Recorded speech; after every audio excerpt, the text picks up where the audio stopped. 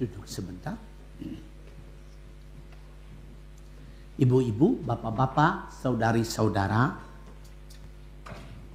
bacaan pertama dari kitab suci diambil dari nubuat Yesaya.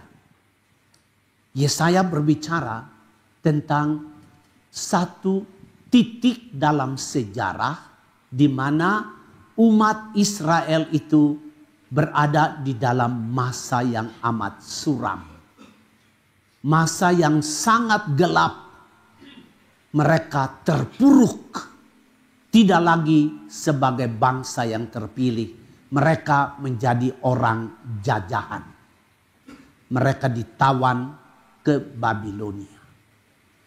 Dalam keadaan seperti begitu, pelan-pelan ada timbul kesadaran di dalam hati bahwa Allah yang pernah membebaskan leluhurnya dari Mesir kembali ke tanah terjanji, Allah yang sama itu akan membebaskan mereka dari keterpurukannya, dari masa-masa gelapnya, dari masa-masa suram itu. Allah yang sama itu akan membawa mereka kepada terang. Maka dalam situasi suram itu datanglah Yesaya, Nabi Yesaya. Dan Nabi Yesaya lah yang berkata kepada umatnya, jangan kecil hati. Jangan kamu sedih. Kenapa jangan sedih? Karena Yesaya berkata, Allah yang maha kuat telah memerintahkan kuasa-kuasa ilahinya untuk datang di tengah-tengah umat dan menghibur hati umat, membesarkan hati umat. Supaya apa? Umat Israel yang merasa diri terpuruk sebagai orang hukuman, mereka mulai menyadari bahwa Allah begitu dekat dengan mereka. Mereka harus meniti jalannya menuju pembaharuan. Mereka harus bertobat. Dan dalam keadaan yang baru, lembaran hidup yang baru, setelah mereka bertobat, mereka merasa Allah begitu dekat dengan mereka. Allah adalah gembala yang memperhatikan mereka. Allah adalah gembala yang menyayangi mereka. Asal mereka harus beralih dari dosa menuju terang.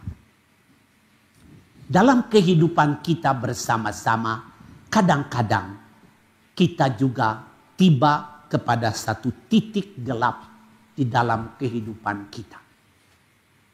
Manakah titik gelap itu? Titik gelap itu muncul ketika kita tidak lagi mengandalkan kekuatan Allah. Kita mengandalkan kekuatan kita sendiri. Kita mengandalkan kepandaian ilmu kita. Kita mengandalkan kekuatan harta ekonomi kita. Kita mengandalkan kekuatan politik kita. Kita mengandalkan semua kuasa-kuasa dunia yang kita boleh meraih. Nah, pada saat itu kita menjauh dari Tuhan. Karena kita merasa kita begitu tenar. Banyak orang mencari kita, banyak orang membutuhkan kita. Dan pada saat itulah kita menjauh dari Tuhan. Allah tidak pernah menjauh dari kita, kitalah yang menjauh daripada Allah. Ini adalah titik gelap, titik suram di dalam perjalanan hidup kita masing-masing. Dan ibu bapak, dalam keadaan suram itu, dalam keadaan gelap itu, seperti umat Israel, mereka merasa Allah begitu jauh. Mereka merasa terpuruk dan terasing. Sama juga ketika kita hidup di dalam dosa, kita merasa jauh dari Tuhan. Tuhan seolah-olah jauh sekali. Kita terus-menerus hidup dengan keangkuhan kita. Dan kita merasa kering dalam hidup kita. Ibu bapak, saudara-saudari, hari ini Tuhan Yesus diwartakan sebagai Dia yang turun dari surga, dan ikut dibaptis di Sungai Yordan bersama-sama dengan orang-orang lain. Orang-orang lain dibaptis oleh Yohanes karena mereka harus bertobat.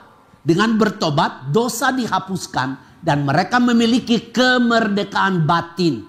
Mereka lepas dari belenggu dosa. Kesesakan hati dipulihkan kembali. Tidak berarti Yesus adalah orang berdosa, tidak. Matius mengatakan bahwa supaya tergenaplah kehendak Allah, maka Yohanes harus membaptis Yesus. Nah, ketika Yesus dibaptis, kita dengar dari cerita tadi, langit terbuka dan Roh Tuhan seperti burung merpati turun atas Yesus. Apa artinya itu? Roh Kudus itu adalah kekuatan dahsyat dari Allah, tetapi dia tampil dalam wajah yang lembut. Tampil dalam bentuk burung merpati. Merpati itu burung yang sangat jinak dan sangat lemah lembut. Kuasa Allah yang maha tinggi, Roh Tuhan yang dahsyat ditampilkan dalam wajah Allah, wajah yang lemah lembut. Dan terdengar suara dari surga, dari langit, ini anakku yang kukasihi. Artinya apa? Di dalam diri Yesus Kristus inilah kekuatan Allah bersemayam. Dan oleh karena itu, Yesuslah yang ditentukan Allah untuk memberi penghiburan kepada umatnya. Memberi pembebasan, lepas dari belenggu dosa, dan menghantar kita kepada kebenaran. Ibu bapak, saudara-saudari, saya tutup permenungan ini dengan mengajak kita semua. Manakala kita hidup di dalam dosa, dan kita berada di dalam titik gelap dan suram, dan kita merasa jauh dari Allah. Allah seolah-olah jauh sekali, padahal dia dekat dengan kita. Allah tidak pernah membuat jarak dengan kita. Kitalah manusia yang membuat jarak dengan Allah. Nah, kalau kita berada pada masa seperti begitu, kita punya satu jalan. Jalan yang ada pada kita ialah berbalik haluan. Buka lembaran baru dalam hidup kita. Meninggalkan kegelapan, meninggalkan masa suram, kita kembali kepada terang, kita kembali kepada kebenaran. Dalam kebenaran, hidup di dalam terang, itulah saatnya di mana kita merasa Allah begitu dekat dengan kita. Dia adalah Bapa yang menyayangi kita.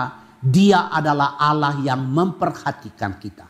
Ketika kita jauh, kita tidak merasakan pengalaman itu.